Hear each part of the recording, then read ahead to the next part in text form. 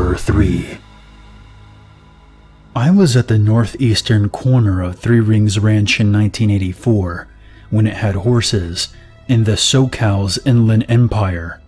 It had been 3 weeks or more since I'd taken anything legal or illegal. I've never really been much of a drinker, and there was about 8 other people with me. I was in the area of one of the golf courses which wasn't used due to a deep cavern forming from the flash floods. The night foreman kept about 200 head of cattle there. Somehow 4 of the horses had gotten out, and we had to search the ranch for them. It was just before lunch, and the day was quite pleasant, sometime between May and July. We found 2 of the 4 mares, and they were very skittish when we found them. They came out to the truck before we even stopped. After that, we then went to the top of the last hill in search of the other 2. When we got there, this thing became visible. What it was, I don't know. I will describe it to you the best I can. It was about 7.5 feet tall. It was anorexic looking. It was like a underweight Bigfoot. It had long, matted dreadlock hair. The hair from its arm reached to its knees, and it was covered in mud, so its coloring was a greenish brown. It walked upright, like a human. Its talons had to be 5 to 8 inches long. The eyes took up about 2/3 of its face, and they were solid, bright, glowing red. The teeth and the fangs were black and looked razor sharp. So this is where things got weird. We all smelled something different, but it was the most pleasant scent we've ever smelt. Its mouth was open, and it was pointing its right index finger at us. None of the 9 of us could look away. We were hypnotized by it, and the driver, who was me, was slowing down. It was coming closer, and I was thinking to myself, why can't we go? Why can't I stop staring at it? Finally, thank God, the wind shifted, and the spell that was on us lifted. Now we could smell a rotting animal death stink, mixed with vomit, blood, shit, and garbage. Some of us even vomited upon smelling this putrid stench. It was maybe about 15 feet away from us now. The guy next to me put his foot over mine and floored the gas while I centered the truck on it. About 2 feet before hitting it, it was gone, vanished into thin air. We never found the other 2 mares, nor any of the other cattle that went missing. In 2005, I saw 4 of the 8 people from that day. Of those 4, only 2 remembered the encounter. One of them said that the other 4 remembered nothing as well. I wonder if it has anything to do with the hypnosis it put us under that day. That's definitely the scariest shit I've ever seen. Number 2. For starters, I'm a 22-year-old female who currently lives in Sweden. During the winter, the sun is only up for a few hours a day, so it's dark pretty much all of the time when you're not in school or at work. This is something I'm used to. I'm not really afraid of the dark. Last year, I was out riding. I'm 20 at this point. I live on a small farm with a bunch of cattle and a few horses. I was helping my dad and brother move some of the cows one afternoon. The sun had set a few hours prior. The pasture they were being kept in before we moved them had a broken fence and wasn't safe anymore since it was barbed wire. My horse at the time was 3.5 years old, so she was still a bit jumpy. She needed to learn the ropes. A young calf got separated from the group, and I had to chase after it, as my brother and dad had to stay with the rest of the cattle. After a few kilometers, I had lost track of the calf since it was a dense forest. I was walking on a small path with my horse, named Destiny. I stopped and looked straight ahead into the woods.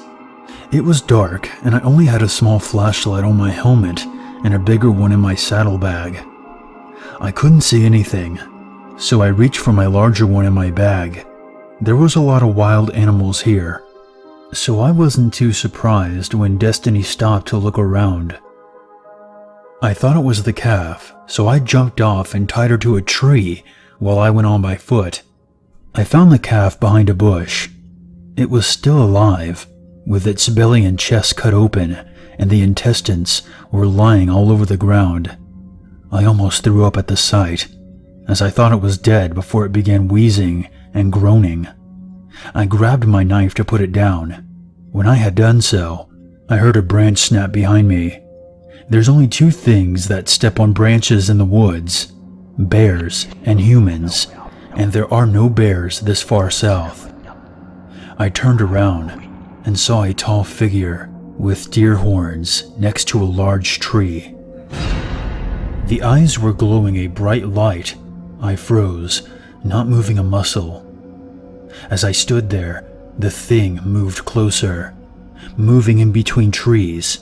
I soon snapped out of it, tossed my flashlight at the thing to scare it, and began running back to Destiny. I swear I could hear the thing screech and hiss as I ran. I didn't look back. I didn't want to. When I got to her, she was stomping her hooves on the ground, clearly upset. I didn't have time to untie her and just cut the rope, as I still had the bloody knife in my hand. I threw myself onto her and she took off running. It was hard to see, since now I only had the small flashlight on my helmet left, but I didn't care. All I could think of was getting back to my dad and brother, or die trying. Even being the young horse Destiny was, she skidded to a stop once we reached the herd, which by this time was in the barn house. I explained what happened, and my dad's face went completely pale as he grabbed his gun and took a few laps around the farmhouse with his horse without finding anything. Me and Dad stayed in the barn that night, afraid that that thing might go after the other animals. Luckily, it didn't. The next morning, we took out the tractor to go pick up the remains of the calf and move them, as they were laying next to a jogging track. We finally found it. There was only bones left. Not even the skin remained. I found my flashlight, which looked like it had been crushed by something heavy.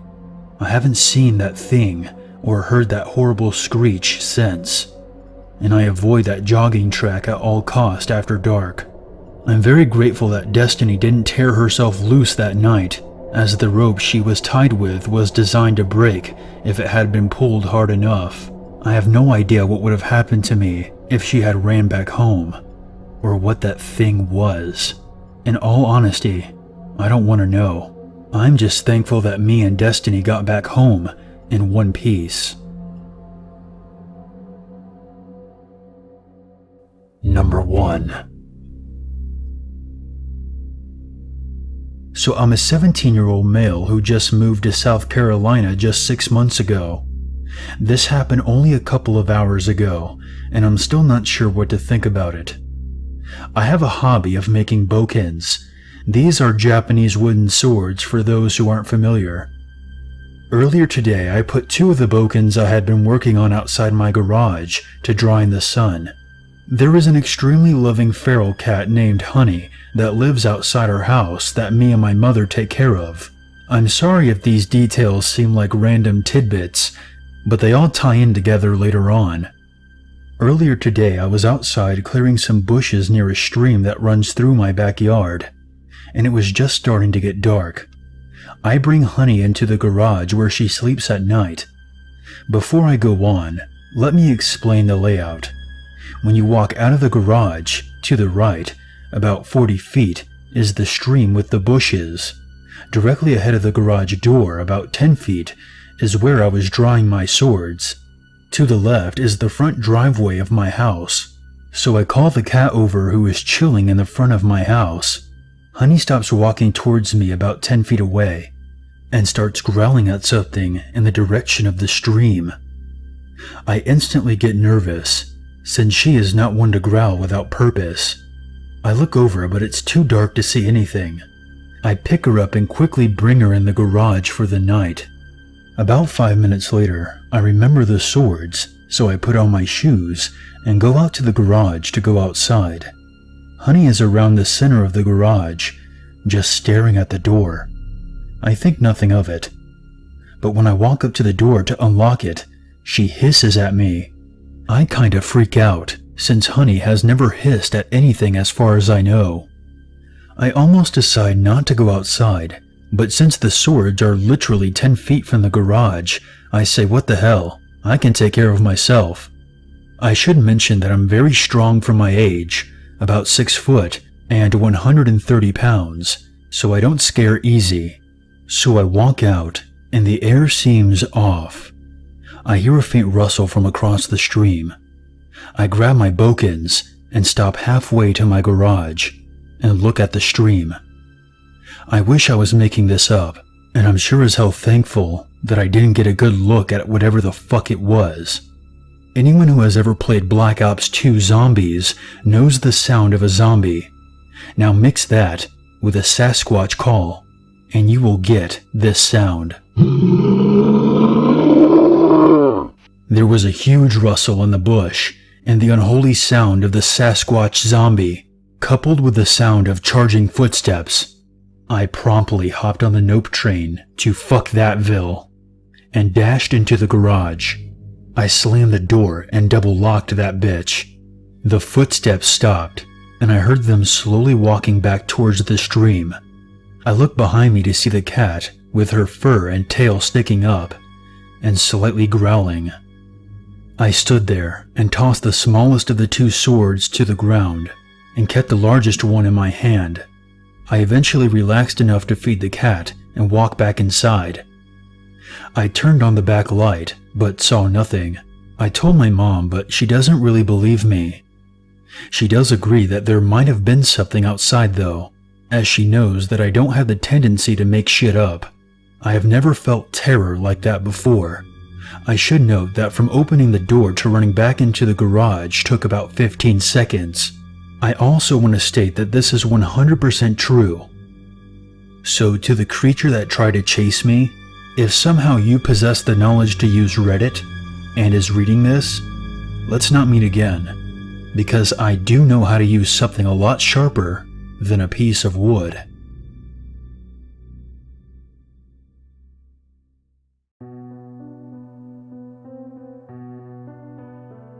Hey guys, Unit 522 here, and I want to thank you very much for watching my video. I would appreciate it very much if you would share, like, and comment. And if you're new to this channel, become one with the Unity by hitting the subscribe button. If you have a scary story or experience that you want featured on this channel, you can always send it to my email or post it on the Free Horror Stories subreddit. The links for those can be found in the description below. If you would like to help out this channel even more, consider a PayPal donation. And for more updates, be sure to follow me on Twitter. There's nothing wrong with a little darkness in your life, as long as you never forget, there's always a reason to be afraid.